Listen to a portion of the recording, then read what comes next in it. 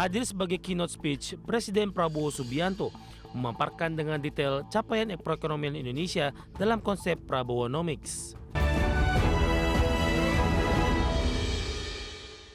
Dalam pidato kunci di World Economic Forum Davos 2026, Presiden Prabowo Subianto membanggakan Badan Pengelola Investasi Danantara di hadapan para pemimpin dunia. Secara tegas, Presiden mengungkapkan Danantara sebagai energi untuk menggerakkan masa depan Indonesia. Hadir sebagai keynote speech, Presiden Prabowo Subianto memaparkan dengan detail capaian perekonomian Indonesia dalam konsep Prabowonomics. Secara lugas, pertumbuhan ekonomi Indonesia hingga saat ini terus membaik dengan ditopang berbagai instrumen perekonomian yang agresif. Di hadapan 65 kepala negara dan 1.000 CEO perusahaan top dunia yang hadir dalam World Economic Forum Davos 2026, Presiden Prabowo membanggakan hadirnya Badan Pengelola Investasi Danantara yang disebutnya sebagai energi perekonomian untuk menggerakkan masa depan Indonesia. Selain itu, Presiden juga membeberkan Danantara adalah dana kekayaan negara dengan aset kelolaan sebesar $1 triliun Amerika Serikat yang kini mengelola 1.044 perusahaan milik negara. Untuk itu, Danantara Indonesia bisa menjadi mitra investasi yang strategis. Danantara Indonesia is now able to be your partners. We will co-invest and grow with you. Danantara is established to finance and co-finance the industries of the future. That is why we built Danantara with strong oversight and institutional responsibility. And we try to find the best executives to direct the leadership of Danantara. Di sisi lain, peran Danantara juga menjadi sentral dalam optimalisasi industri Indonesia secara signifikan. Menurutnya, berkat Danantara, industri masa depan harus dijalankan dengan baik dan bijaksana. Dari kota Davos, Swiss, Tim Liputan ADX Channel. Ya, Danantara Indonesia memanfaatkan potensi di World Economic Forum Davos 2026 untuk menjabarkan 3 proyek strategis yang menjadi andalan investasi jangka panjang di Indonesia. Ketiga proyek tersebut mencerminkan upaya menghubungkan modal global dengan kebutuhan pembangunan nasional yang berdampak langsung bagi masyarakat.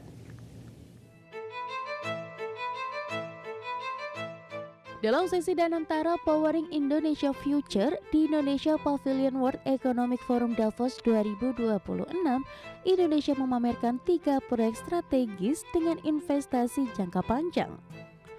3 proyek strategis yang dipaparkan Danantara meliputi pengembangan fasilitas waste to energy di 33 kota, pengembangan obat berbasis plasma darah, serta pembangunan kompleks haji berstandar internasional di Mekah. Managing Director Investment Danantara Investment Management atau DIM, Stefanus Ade Hadi Wijaya mengatakan 3 proyek tersebut dipilih karena memiliki nilai ekonomi jangka panjang sekaligus sejalan dengan prioritas pembangunan nasional. Stefanus menjelaskan bahwa proyek waste to energy dinilai strategis untuk menjawab persoalan lingkungan dan ketahanan energi perkotaan. Sementara pengembangan obat berbasis plasma darah diarahkan untuk memperkuat kemandirian sektor kesehatan nasional, sedangkan proyek kompleks haji di Mekah ditujukan untuk meningkatkan kualitas layanan jemaah Indonesia dengan standar internasional. So this is key. We always start with this mandate, which is to realize sustainable returns. We want to accumulate wealth for the future generation, but at the same time, we want to create an economic impact and social impact to enhance national resiliency. Dalam World Economic Forum Davos 2026 tersebut, kehadiran Danantara memperkuat posisi Indonesia sebagai tujuan investasi jangka panjang, sekaligus sebagai platform yang menjembatani modal global dengan agenda pembangunan nasional menuju Indonesia Emas 2045. Dari Davos, Swiss, Tim Liputan IDX Channel. Pemirsa, Indonesia menjadi salah satu negara yang ikut serta menjadi anggota Dewan Keamanan Gaza yang dibentuk oleh Presiden Amerika Serikat Donald Trump. Presiden Prabowo Subianto pun optimis Dewan Perdamaian Gaza akan mampu mewujudkan perdamaian di kawasan Palestina tersebut. Next, the Prime Minister of Hungary and the President of the Republic of Indonesia.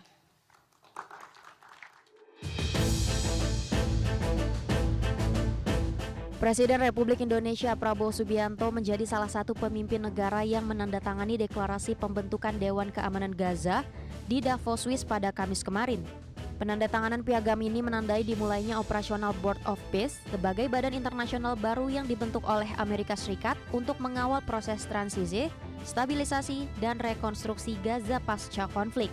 Presiden Prabowo Subianto mengklaim kesengsaraan warga Gaza Palestina kini sudah mereda. Kepala negara juga optimis perdamaian di Gaza bisa tercapai usai menandatangani piagam Dewan Perdamaian Gaza. Saya kira ini kesempatan bersejarah. Ini kesempatan bersejarah. Ini benar-benar peluang untuk mencapai perdamaian di Gaza.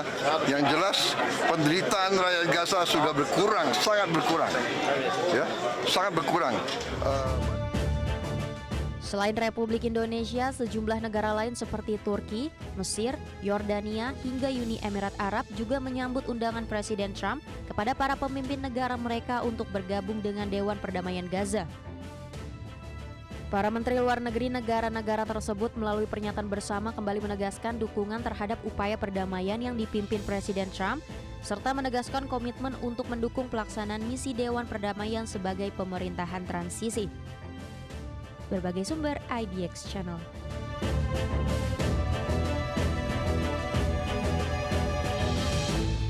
Pemirsa, pemerintah merancang penghentian impor BBM secara bertahap mulai 2026 hingga 2027. Penghentian impor tersebut terkait keberhasilan Refinery Development Master Plan atau RDMP Balikpapan, serta implementasi B40 yang mendorong surplus solar nasional. Pemerintah merancang penghentian impor bensin secara bertahap mulai 2026 hingga 2027. Kebijakan ini dilakukan agar Indonesia tidak lagi terlalu banyak mengimpor produk bahan bakar. Menteri ESDM Bahlil Lahadalia menyebut keberhasilan Refinery Development Master Plan atau RDMP Balikpapan serta implementasi B40 mendorong surplus solar nasional. Adapun akumulasi konsumsi B40 membuat Indonesia surplus sekitar 1,4 juta kiloliter solar saat ini. Dengan surplus tersebut, Bahlil optimis pada 2026 Indonesia tidak lagi melakukan impor solar. Namun untuk solar C51, impor masih dilakukan pada semester pertama 2026, sambil desain mesin diselesaikan pada semester kedua 2026. Impor BBM di 2026 khusus untuk solar sudah kita putuskan tidak melakukan impor di C48. Namun C51 karena volumenya kecil dan pabrik refinery kita belum siap memenuhi kebutuhan dalam negeri, akan dilakukan penghentiannya di semester 2 di 2026.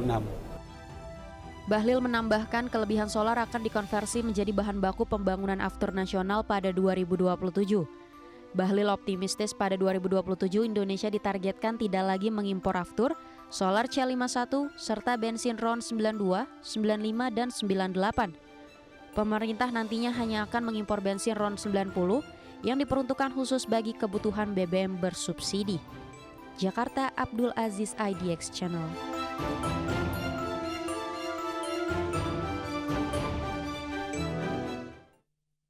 Pemirsa, Direktur Eksekutif Center of Energy and Resources Indonesia atau CERI, Yusri Usman menyoroti pernyataan Menteri SDM Bahlil Lahadalia yang tidak akan mengimpor solar pada tahun ini.